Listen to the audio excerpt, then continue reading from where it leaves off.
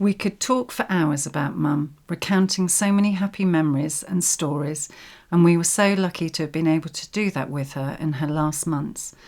Family and friends were the important things to Mum, and she felt very humbled by so many who visited. But we must start somewhere. Margaret Spiller Macnair was born 14th of June 1937 in Haywards Heath. She had two older brothers, John and Robin. Our grandparents then moved to Blaydon in Oxfordshire, where Mum spent a wonderful childhood. She looked up to her older brothers and older cousins as she was the youngest in the family. Her playing field was Blenheim Palace grounds, where she went with Grandpa and would help with the teas for the cricket matches, getting to go into the kitchens of the palace. She recalled a story to me last Christmas when we were at Blenheim for the Christmas lights, that she had been there on Grandpa's shoulders when Winston Churchill had stood on the steps making an announcement just after the end of the war had been declared. She always had so much admiration for Winston Churchill and would greet his bust when we visited Blenheim like an old friend.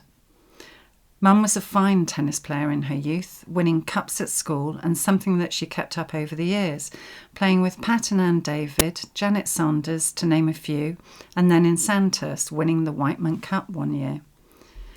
Grandma's sister Aunt G played a big part in Mum's life. She would often cycle to her house after school for her famous teas. She spent most of her school holidays there too. Aunt G took her to Evensong at St John's and to many lectures. Oxford always had a special place in her heart. Mum's early years already showed her to be determined, accomplished, and with a joy for life, loving to be around others, especially family. After leaving school, there were decisions to be made as to what career path Mum should take. Grandpa always thought she would end up playing at Wimbledon, but Grandma had other ideas and took Mum for an interview at a bank, which, given she had failed her 11 plus, was never really going to work. She decided that a career in nursing might suit her, but she was only 17 and too young to train as a state-registered nurse, so she started at the Oxford Eye Hospital training for an ophthalmic nursing diploma. She was nearing graduation and on a break at work when one of her colleagues spotted a job advert in The Lady magazine for an assistant farm manager in Kenya. Almost as a joke, Mum applied. She was one of about 100 applicants and one of only 4 to get an interview. After a few months of exchanging letters by email, she was offered the job. It was the time of the Suez Crisis, so the plan to go by boat was abandoned, and Mum, aged only 19, took a 3-day trip by plane via Nice, Malta, Benghazi, Wadi Halfa and Khartoum. She eventually arrived at Entebbe Airport in Kampala and exclaimed, "God, this is hot." She lived in a mud and wattle rondavel with a thatched roof and no electricity. It had 2 bedrooms and a tin bath, but no loo, only a long drop nearby. I'm fairly sure this stood her in good stead to cope in later years at Lassenthulloch, the Macnair family cottage in Scotland. There was no phone, so she didn't speak to her parents for 3 years, but she hadn't forgotten them, and when she celebrated her 21st birthday, she contacted a restaurant in Oxford by letter and sent a cheque so that they could go and have dinner. Her jobs on the farm were many and varied, but did include castrating piglets with a Stanley knife. I discovered recently that she kept a Luger pistol under her pillow. It wasn't loaded, of course, and I believe she only used it on rare occasions. A car crash in 1959 meant a return to Oxford, where after recovering she went back and worked at the eye hospital. It was around this time that Mum bought a car, a Morris 8 Series E, which she called Chumbles. She loved that car, and it became a common sight around Oxford as she ferried friends to parties and balls. The matron at the eye hospital eventually suggested that she go to Salisbury and train to become an SRN, so off she went in Chumbles and joined Morwenna, Rosemary and Liz in Odstock.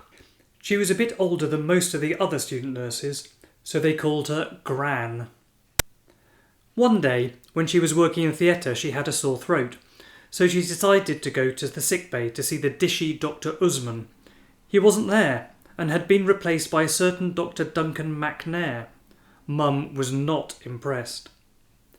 The romance took a while to get going, but eventually Dad asked her out on a date to the cinema. Stopping on the way for a drink at a pub, Dad was duly dispatched to the bar and came back with a schooner of sherry and a half pint of lager. Mum sat there and thought, thank God I didn't ask for a pint. In her final year as a student, Mum was awarded the gold medal, the first time it had been awarded for a number of years. She claims this was the first time that her mother was actually impressed with her. After they were married, one of their first holidays together was skiing in Austria. I think Mum enjoyed the après-ski more than the actual skiing and was always proud of winning the Who Can Drink a Litre of Beer the Fastest competition. The prize, of course, was another litre of beer. I'm not sure Dad was too impressed by that particular skill, and I'm fairly sure her mother wouldn't have been either. My godmother Paula, another lifelong friend, was instrumental in bringing my parents to Gloucester. Daddy's surgery was in London Road, where he worked with Paula and Uncle Boog. Bill Murray to all of you, but Uncle Boog to me. And a lifelong friendship for Mum started up with Ruth Murray. They would meet for coffee most Saturday mornings, and this spanned over many decades, along with trips to Switzerland, where I'm sure many coffees were drunk, along with some delicious cakes. Mum was an amazing doctor's wife, visiting lots of Daddy's patients, offering help and emotional support when needed. She could turn her hand to most things. Each Christmas she watched Blue Peter with us and wrote down the instructions for the Christmas decoration that we would then make for some of Daddy's patients and ceremoniously deliver to them. Tinsel, coat hangers, candles, what could go wrong? How there were never any house fires is amazing. Mum's passion for travelling and exploring stayed with her, and when Andrew and I were in our early teens, she decided she would go off travelling again. Most importantly, she bought a microwave, the ability to fill the freezer with plenty of meals and know we wouldn't starve. Mum joined a group trip to Palestine and Jerusalem, went off to Canada, and then finally convinced Daddy to travel with her. They went off to Nepal on a trekking holiday. Daddy wrote a diary while Mum took the photos, and as some of you know, Mum was a superb photographer. It was an interesting trip. The company went bust while they were out there, but as usual, Mum wasn't at all worried. Another adventure to her. Mum fell in love with Nepal and visited several more times, staying with Rog and Jen, who were working out there. There were always hilarious stories from these trips. One of these was a camping trip with Rog and Jen to see a sunrise. Jen described this as Mum's why not attitude. By the time they reached the ridgetop village, every overnight accommodation was taken, bar one small ridge tent in a hotel grounds. As they settled for the night, they realised, perhaps belatedly, how small the tent was. They decided that as long as they lay down together, side by side, they'd cope. One turned and they all turned in unison. Jen decided she was in a safe place, squashed in between her finance director husband and my mum, a magistrate. Mum and Jen shared so many wonderful times over the years, including many holidays together. There were times when they were incapable of standing up straight. They were so convulsed with laughter. A lifelong friendship from the moment they met over 50 years ago.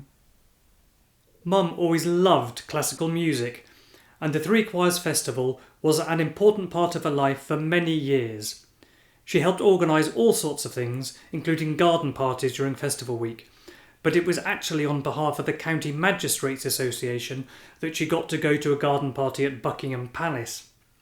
She was a magistrate for 22 years, a sometimes onerous task, but one in which she took great pride. But it was when I started working in the full-time chorus at the Royal Opera House that Mum's love of opera really resurfaced. She used to come up to both dress rehearsals and shows and heard singers like Placido Domingo, Jonas Kaufmann and Anna Netrebko on a regular basis. And me, of course, but I don't think I quite counted in the same way. She met new friends there, like Jill, who also shared Mum's love of music. They went to many shows together, often enjoying a rather nice meal beforehand. I've counted up the programmes for the shows that Mum went to at Covent Garden, and she saw a total of 44 operas there. Far more than I've ever been to. Mum and Dad loved living in Sandhurst, despite the regularly flooded roads and the odd World War II bomb. I've always maintained that there is never a dull moment in Sandhurst. I think one of the things that Mum particularly enjoyed was the sense of community. There was the WI, the coffee mornings, and even Scottish country dancing. But it was perhaps their wonderful neighbours who really made a difference. There were the Latimers and the Smiths, who all lived in Old Moat Courtyard with Mum and Dad, and of course the Armstrongs a couple of doors down, and the Pools in Moat Farm opposite. There were numerous parties and a great sense of camaraderie. Mum also loved her rugby. Having lived near Kingsholm Road Stadium for many years, it wasn't until they moved to Sandhurst that she started attending games there regularly. In fact, for quite some years she had a season ticket in the shed, and she went with her mates, including Mike and Nick, or as she always called them, her minders. As Anne Poole has said, Margaret, being a very vocal supporter, often strongly disagreed with the ref and put it right in no uncertain terms. Hence the need for the minders. Many years ago, Mum asked if I'd like to do a trip with her to Jordan. Of course I said yes. Day 2, having arrived in Petra the night before, we set off on a full day of walking. Mum was supposed to rest at one point, but decided to ignore that. Tired at the end of the day, she went back on horseback. To précis the following chain of events: Mum's horse threw her, fell on her, World War II ambulance to hospital, moved to hospital in Amman before being flown home to hospital. All this while I wasn't allowed to tell my father, as he was going off with Cloud9 on a trip to the US. Don't worry him, I'll be fine. But I promised I wouldn't tell him, keeping everything crossed she was okay and that my father wasn't going to throttle me on his return. I vowed after that I would never go on holiday with her ever again, as she was a liability. But she convinced me a few years later that she would behave herself, and if told she had to rest, she would. And off we went to New York, a fantastic trip. Buoyed with confidence that we could travel safely, we celebrated our 70th and 40th birthdays in Dubai. Years later, a great friend of mine, Lisa, joined Mum and I on a trip to Venice. She coped admirably and walked for miles. We always knew she was right behind us because we could hear the click of her walking stick. A year later, all 3 of us ventured to Rome and over several days packed in all the sights. Mum realised very quickly that we could queue jump wherever we went if she hobbled with her walking stick and looked slightly frail. Another huge part of Mum's life was family. She loved spending time in Leicestershire with Danny and John, and Melanie, Stuart, Jacob and Lucy. Walks in Bradgate Park, games of Newmarket, where she always seemed to win. She had the best poker face in games. Fun time spent with Betty and Mary, her cousins, and wonderful Jane and her family, going to so many parties and weddings over the years, and not forgetting her favourite nephew Mark and his wife Penny. What Mum loved was how all the family got on, and she would often sit back and smile, watching us all chatting. 6 years ago, Mum went to visit her friend Anne, who'd moved to Stroudwater Court. She so loved the place that she immediately made an appointment to view the apartments, found the perfect one and put a deposit down. Thank you, Anne.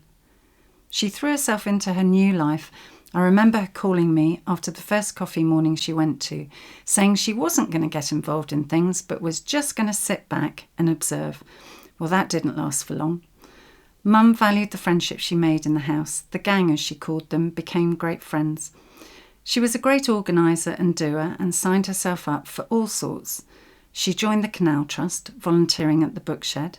She joined a walking group. She became a real Stroudie, even buying a very colourful pair of trousers that she proudly wore last Christmas. By now, Mum wasn't going to watch Gloucester at Kingsholm, but found a fellow rugby enthusiast in one of her neighbours, Graham, who would join her to watch matches on TV. Mum continued to see her wonderful Sandhurst friends and go on holiday with them, visiting friends that have moved away to Cornwall and Broadhinton and making new friends in Stroud. And how lucky I was to have her close by. She loved coming up to Slade House, sitting in front of a roaring fire, cats curled up next to her, butler at her feet, or sat under the oak tree gazing at the view of the Slad Valley.